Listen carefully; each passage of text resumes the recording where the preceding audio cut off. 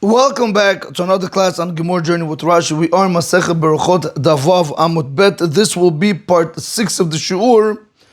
In the previous class, we spoke about where you had a person who davens behind a shul, facing away from the shul. We called him a Rasha. How do we know he's a Rasha? Because the pasuk says, Saviv Reshaim Yidhalachun. And in the previous class, we explained that we'll see this more today. But at the end of that pasuk, when it says Saviv Reshaim Bitalachun, the end of that pasuk it says Karum Zilut Libnei Adam. Now we're going to try to understand today what does this verse really mean. Okay, this is where we are heading. The Gemara begins. Amr lehahu merabanan lirav Bivi bar Abaye. That Talmud Chacham said to Rav Bivi, the son of Abaye.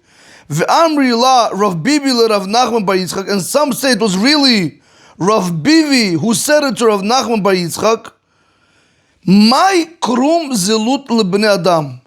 What does this verse mean when it says krum zilut lebnei Adam? Now, Rabotai, today's class is very important, as you'll see why. Comes that Talmud Chacham who said it to Rav Bivi, or if you want to learn like the other version where it says that it was really Rav Bivi that he said it to Rav Nachman, the son of Yitzchak, and they're asking, what does this verse mean? Krum zilut lebnei Adam. Now, the literal translation is when baseness is exalted by people. Now, if you pay close attention, I circled this red, and I circled this red. Zilut literally means baseness.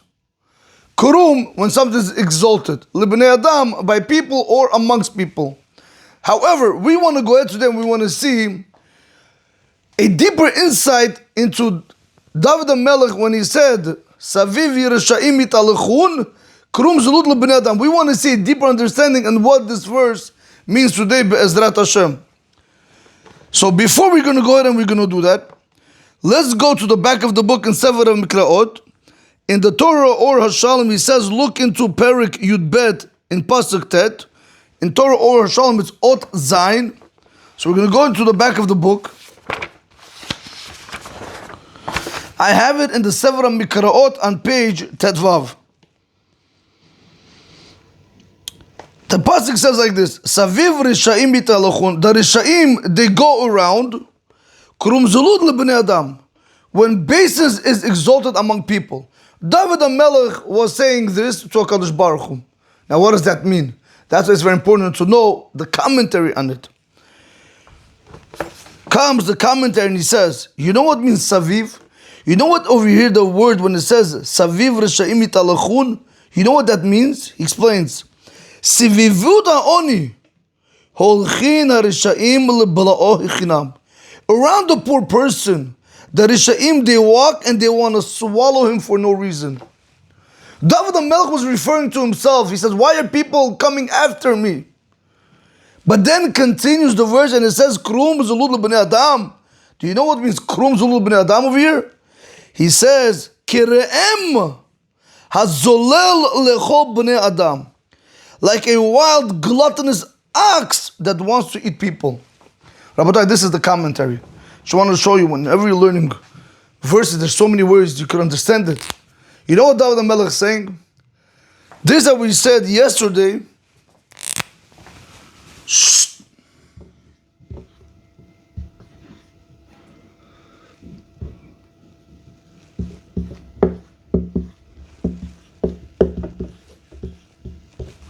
This that we said yesterday. Saviv Rishaim Mitalachun, Kurum Zilut Lebnei Adam. You know what David HaMelech is saying? This Rishaim, they walk around a poor person to swallow him for no reason, like a re'em. Here we go, I want to show you something. Like a re'em, kere'em zeh. Re'em is like a wild animal, like a wild ox. Hazolel. Zolel literally means one being gluttonous. Like this wild ox that is gluttonous to eat people. Comes down, look at David HaMelech is making a play on words. When we're understanding the simple meaning is when baseness is exalted by people, he says, no, this Rishaim, they go around poor people they behave in such a way like an ox that is gluttonous when it comes to eating people. This is the way the Rishaim look to destroy people that are beneath them. Okay, Rabotai, so again, Karum over here, the commentator wants to say, Kere'em, like an ox, like a wild ox. Zelud, he wants to go and say the word Zolel, which means gluttonous. So what does it mean? The Saviv Rashem Italchun, the Rishaim, they go around a poor person and they want to meaning somebody who's below them and they want to swallow them for no reason. But how do the Rishaim behave? He compares them, Krum Zelud B'nei Adam, like a Re'em, like a wild ox. Zelud, that is gluttonous, who wants to go ahead and eat people. All right, this is the verse that the commentary wants to explain. Now that we know that, we're going to see right now a whole different world in understanding what does Krum Zelud B'nei Adam mean. All right, so I'm going to do like this. Okay.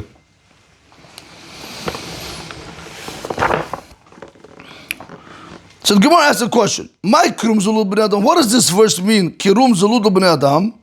Amr lei. So he said back to him, so you have to understand, according to which version are you speaking about, that is the one that is responding back to the one that asked him. Amr lei, excuse me, Amr lei, he said to him, Eilu devarim she'omdim birumo shel olam. These are the things that stand at the pinnacle of the world, at the highest point of the world. Ubnei Adam mizalzelim bahem, and people, they treat them lightly. If you look into Rashi, Rashi says, what does it mean Krum Zulut in Dibra Matchil in Rashi? What does it mean Krum Zulut? He just tells you Sefer Dikra Dil'el is the end of the verse from what we saw above, right? We saw above in the previous class, Saviv Reshaim Yitahalechun.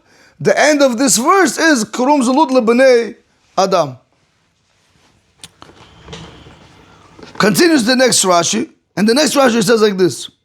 What does it mean? Devarim she'umdim birumo shel olam. Things that stand at the pinnacle of the world. And people are mizalzel, people treated lightly, they disrespected. What is that? Comes the Gemara, comes Rashi, Rashi says, Kigon tefillah, for example, tefillah prayer. Why is it at the pinnacle of the world? She'olah lemala, because it goes all the way up. It goes up to Hashem. Rabotai, this is what I want to speak about.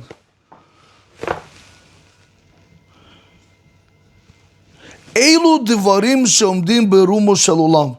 These are the things that stand at the highest point of the world.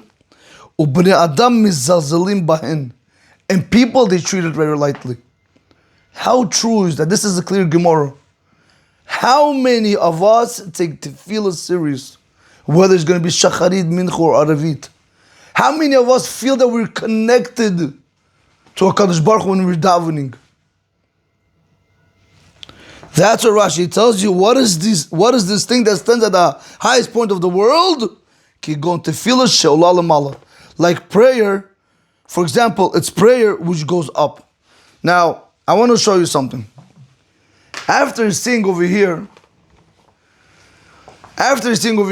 two understanding, we saw Krum Zulut means to be exalted, Zulut means baseness. Right? We said when baseness is exalted by people. That's one way to understand. Another way to understand, the commentary came.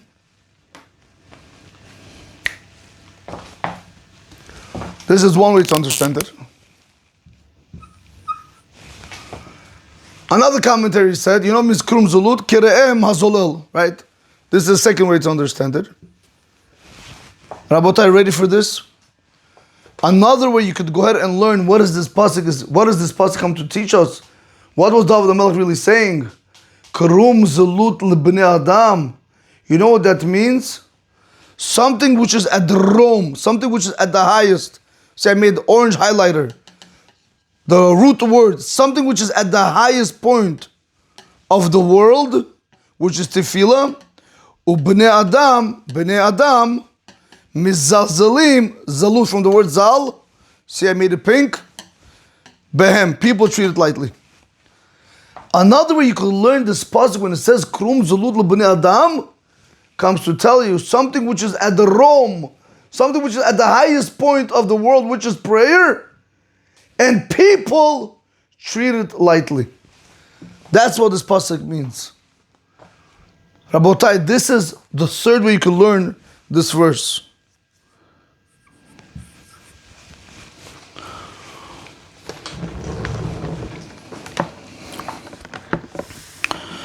Continues the Gemara. The Gemara says, Rabbi Yochanan and Rabbi Elazar, the Amri Travahu, Rabbi Yochanan and Rabbi Elazar, they both said, do you know what this verse really means? Another way to understand it, right over here. Fourth way. It says like this.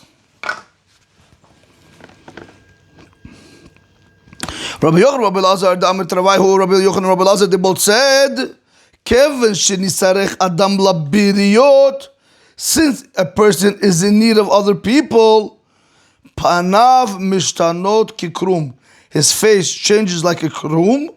Shenema, like the pasuk says, krum zulut lebnei adam. Like the pasuk says, krum zulut lebnei adam. I don't know what that means. What does that mean? Since a person is in need of people, therefore panav mishtanot kikrum, his face changes like a krum. Like the pasuk says, krum zulut lebnei adam. All right. What does this have to do with this? Rabotai, you ready for this? When a person is in need of other people, it's embarrassing for him. So comes this commentary, not the commentary, Michela, comes Rabbi Yochanan and Rabbi Elazar, and they say, do you know what it means? Krum, zelul b'nei adam? I'm going to tell you outside, I'll read it for you inside after. When it says, panav mishtanot ki krum, we'll see it's a type of bird. This bird was called krum. When a person is dependent on other people, he becomes treated lightly in their eyes. When a person is dependent on other people, his face changes like a krum. We'll see exactly why, which is a bird. When he's dependent on other people, he's treated lightly by people. So that's what he says. You know what means krum zulul b'nei adam? This is referring on a person who is dependent on other people. Rabotai, this is not the class for this. But somebody asked me one time, everybody loves Shalom Bayit classes. So they say, Rabbi, how come you're very much against Shalom Bayit classes? Number one, I said, I'm not against Shalom Bayit classes. I just don't think people need Shalom Bayit classes. Why do I say that? Because, excuse the language, because I explained to him, I said, you have to be stupid not to honor and respect your wife. Number one, you're not doing what the halakha says. Number two, you're mistreating the daughter of Hashem.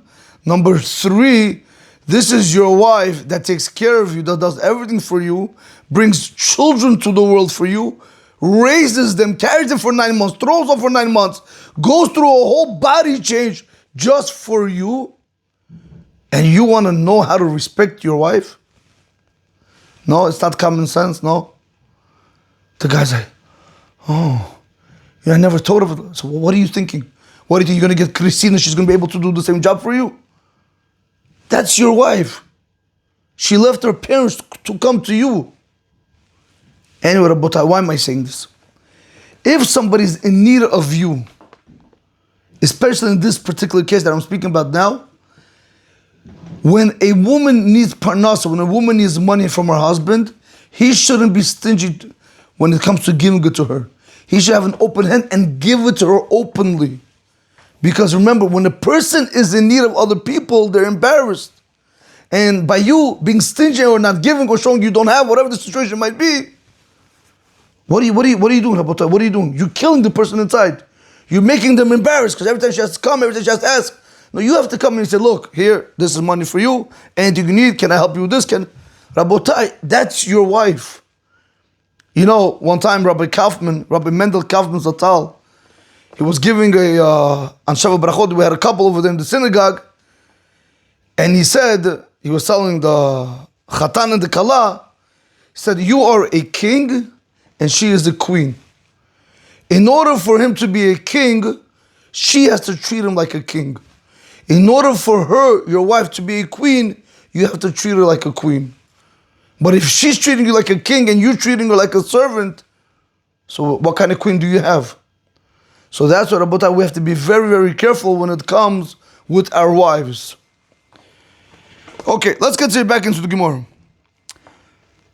So one more time, Rabbi Yochanan, Rabbi Elazar, the Amud Travahu, Rabbi Yochanan, Rabbi Elazar, they both said, Adam labiriot. Since a person is in need of people, panav mishanot kikrum. His face changes like a krum. Shenimar krum zalut lebnei adam. If you look into Rashi, Rashi says, Kevin shinisarech adam labiriot, huzal be'enehem. Rashi has these words, huzal be'enehem. When a person is in need of other people, and his face changes like a krum, and since he is in need of them, so I'll tell you like this, really, you know how you have to learn it like this. When a person is in need of other people, his face changes. Do you know why it changed like a krum? Because who's zal be'enehem, because he's treated lightly in their eyes. He's not given the proper respect. And this is what you see in our pasuk. Panav mishanot ke krum. Why? Because people treat him very lightly. They don't give him the proper respect.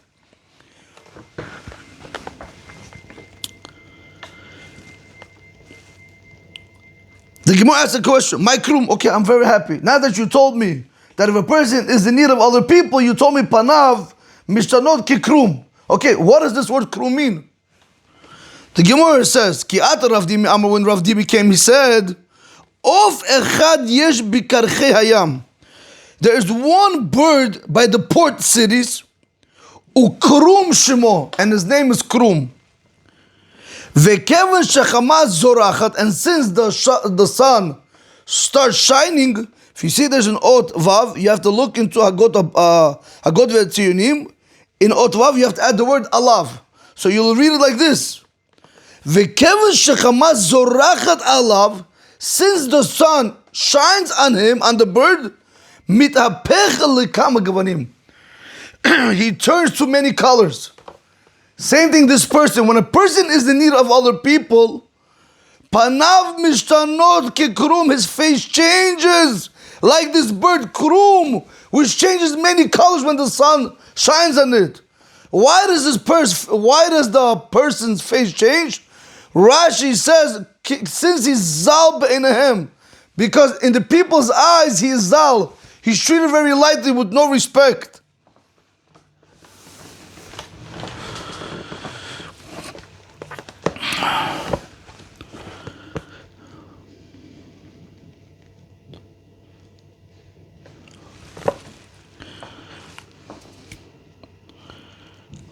Okay, so that is this piece, number 4. So let's just see this one more time. The third way we want to understand what does it mean, Birum Shalolam. What does Krum Zulad Lebnei Adam mean? It means Birum, Shalom, which is Tefillah. Ubnei Adam is Zalim Behem, Zal. People, they're Zal.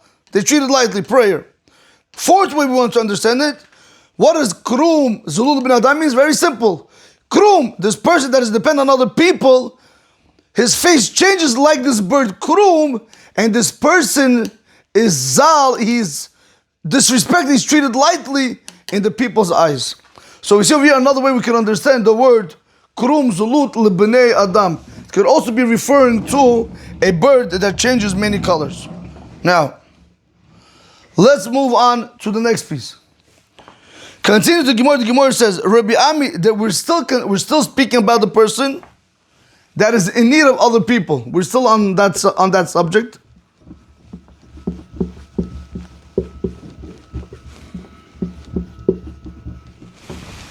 Okay, we're still speaking about a person in need of other people. Rabbi Ami, Rabbi Asi, the Amri Travaihu. Rabbi Ami and Rabbi Asi, they both said, when a person is in need of other people, ki ilu nidon b'shnei dinim. Rabotai, listen to this. As if Ki'ilu nidon b'shnei dinim, as if he was sentenced to 2 punishments.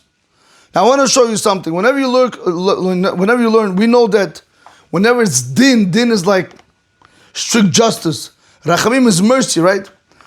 Ki'ilu nidon b'shnei dinim. Dinim represents strict justice. That's what we're going to learn over here. Ki'ilu nidon b'shnei dinim is as if he was sentenced Nidon means sentenced or judged to two punishments. Now, Rabotai, you have to understand. Which two punishments is he going to be judged? Which two punishments is he being sentenced to? Look what Rabbi Ami and Rabbi Avisi say. Esh umayim.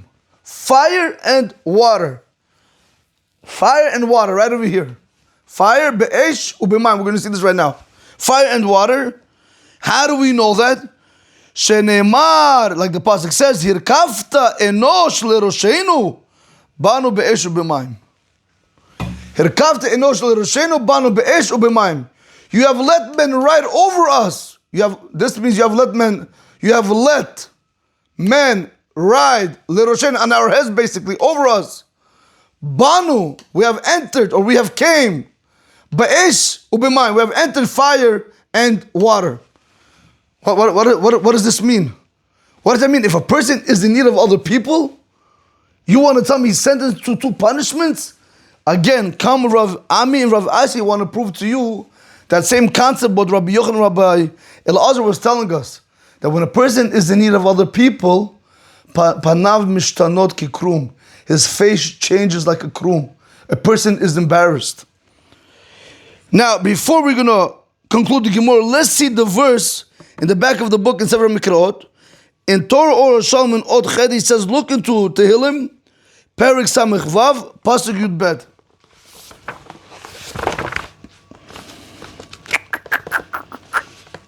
Okay. What does this pasuk really mean? And then we'll go ahead and we're gonna start speaking about it more. What does this pasuk really mean? Hirkavta enosh leroshenu banu be'eshu b'mayim. You have let men ride over us. We have entered water and fire. Vatotzeenu larvaya, and you have brought us to prosperity. One more time. Hirkavta enosh leroshenu banu be'eshu b'mayim. You have let men ride over us. We have entered fire and water.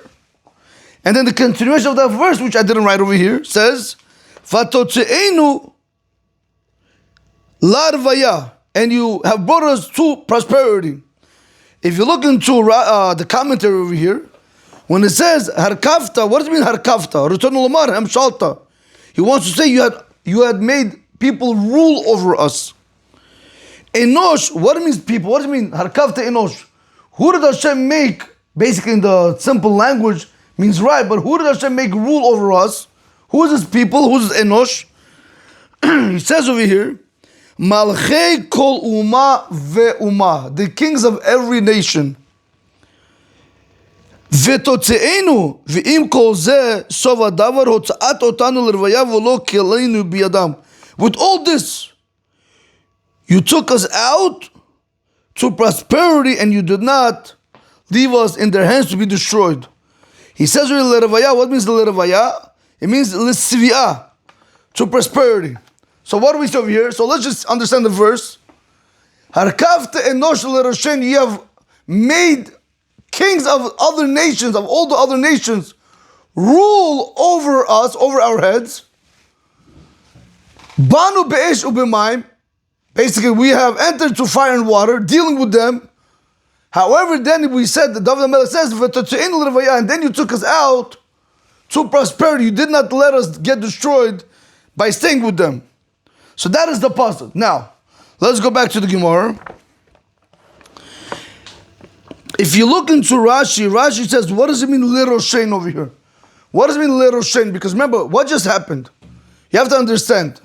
When I'm bringing this pasuk over here, when we're saying that if we're speaking still about that same person who is in need of other people, we said it's as if he is sentenced to two punishment, correct? And you bring me a proof, okay, right? You have let men ride over us and we have entered fire and water. All right, what does this have to do with the person who's in need of other people? So comes Rashi, and Rashi says, Rabotai, look how beautiful Rashi is. Take the word l'roshen, dibra matchil l'rosheinu. You know what that means? Lihiyot noshe banu. If you take this word over here, l'rosheinu, you made them, you know harkat enosh l'rosheinu? to be a creditor to us.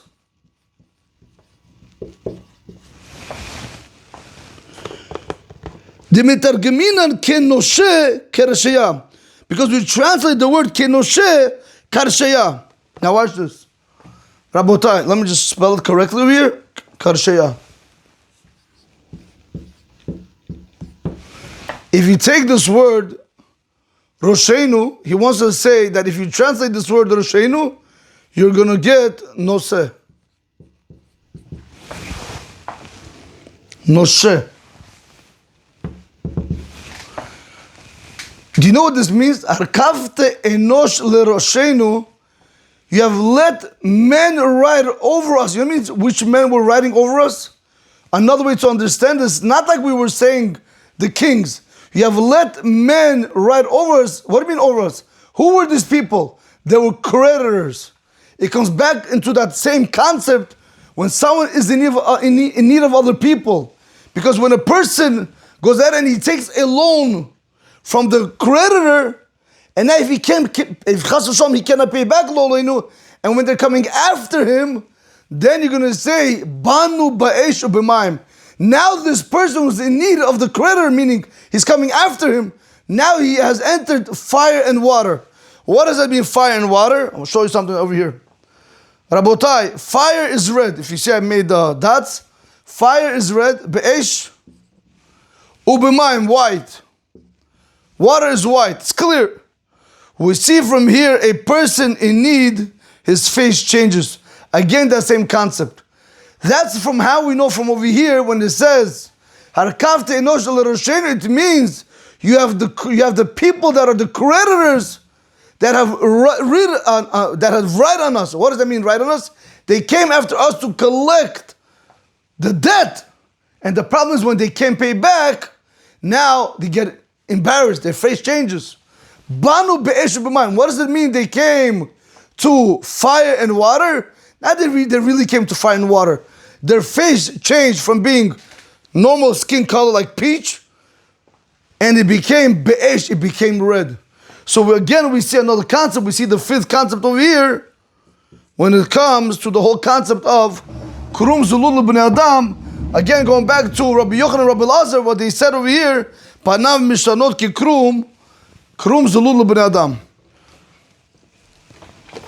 Okay, Rabotai, let's just go back and let's just do this inside the Gemara one more time without going back and forth. Amud Rav Bivi bar Abaye. That Amud Chacham said to Rav Bibi, the son of Abaye. Ve'amri la Rav Bibi Rav Nachman bar Yitzchak. Some say it was really Rav Bivi who said it to Rav Nachman, the son of Yitzchak.